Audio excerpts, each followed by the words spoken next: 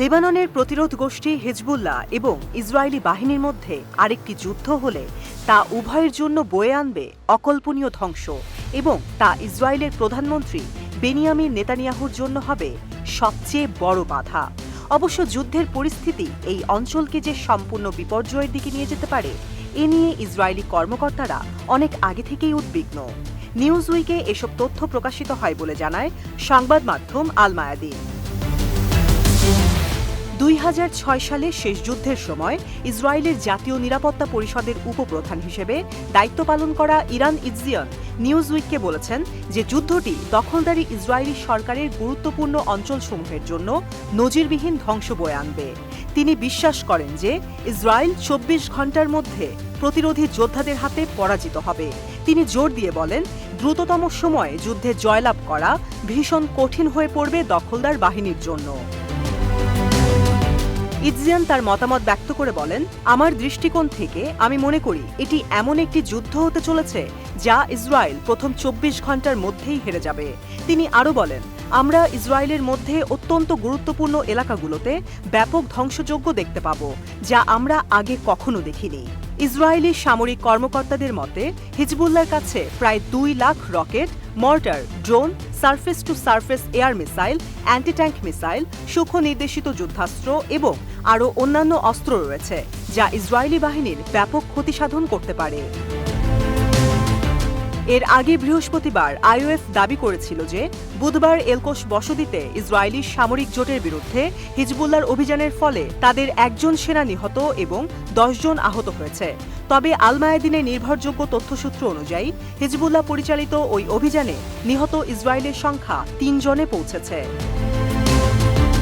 Israeli media বলছে যে হিজবুল্লাহর এলকোশ অপারেশনের ফলাফল বেশ গুরুতর ছিল। লেবাননের সীমান্ত থেকে দূরত্ব এবং ব্যাপক ক্ষয়ক্ষতির পরিমাণের কারণে সংঘর্ষের শুরু থেকে এটি উত্তর ফ্রন্টের সবচেয়ে মারাত্মক ঘটনা বলে মনে করা হচ্ছে। আইওএফের কৌশলগত পরিকল্পনা বিভাগের অস্ত্র নিয়ন্ত্রণ শাখার প্রাক্তন প্রধান স্যামুয়েল মেই নিউজ উইককে বলেছেন যে লেবাননে আগ্রাসন, হাইফা এবং তেল আবিবের ওপর ব্যাপক প্রতিশোধমূলক ক্ষেপণাস্ত্র হামলার মতো বড় ঘটনার জন্ম দেবে। হিজবুল্লাহর একজন মুখপাত্র নিউজ উইককে বলেছেন, দখলদার শাসক বাহিনী হুমকি দিলেও যারা বড় বড় কথা বলে তারা আসলে কিছুই করতে পারে না। তিনি আরও বলেন, ইসরায়েলিরা নিরীহ বেসামরিকদেরকে আর নিষ্পাপ শিশুদেরকে হত্যা ছাড়া অন্য কোনো অর্জনই নিয়ে আসতে পারেনি। মুখপাত্র প্রতিজ্ঞা করে জানান, হিজবুল্লাহ যে কোনো পরিস্থিতির জন্য সদা প্রস্তুত এবং কোনো দ্বিধা ছাড়াই তার নাগরিক এবং মাতৃভূমিকে রক্ষা করতে বদ্ধপরিকর। ডোরন আভিটাল আইওএফের এলিট সায়রাত মাতকাল ইউনিটের একজন প্রাক্তন কমান্ডার, যিনি লেবাননে পূর্বে অপারেশন পরিচালনা ও তদারকি করেছেন। তিনি সতর্ক করে বলেছেন যে হিজবুল্লাহর সক্ষমতার বিচারে হাইফার মতো ইসরায়েলি কেন্দ্রগুলিকে চরম মূল্য দিতে হবে। ইৎজিয়ানের মতে হিজবুল্লাহ অগ্রগতিতে ইরানের প্রবেশের সম্ভাবনাও দ্রুত গতিতে বৃদ্ধি পাবে এবং সেই সাথে অন্যান্য মিলিশিয়াদের জড়িত হওয়ার মাত্রাও দ্রুত বেড়ে যাবে।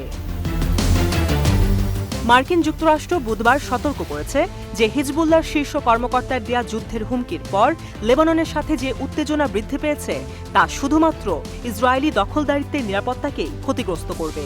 একটি সংবাদ সম্মেলনে স্টেট ডিপার্টমেন্টের মুখপাত্র ম্যাথিউ মিলার বলেছেন, আমরা সংঘাতের সেই রূপ দেখতে চাই না যা ইসরায়েলি এবং লেবাননের জনগণ উভয়কেই প্রাণহানির দিকে পরিচালিত করবে এবং এই অঞ্চলে ইসরায়েলের সামগ্রিক নিরাপত্তা ও স্থিতিশীলতার ব্যাপক ক্ষতি করবে।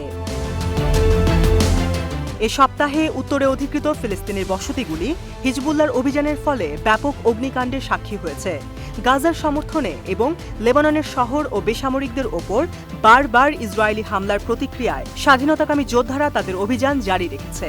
অন্যদিকে কিরিয়াত শমনার তীব্র দাবানল পরিদর্শন করে এসে নেতানিয়াহু বলছেন, ইসরায়েল উত্তরে খুব শক্তিশালী পদক্ষেপের জন্য প্রস্তুত। কোনো না কোনো উপায়ে তারা আবার উত্তরের নিরাপত্তা পুনরুদ্ধার করবে।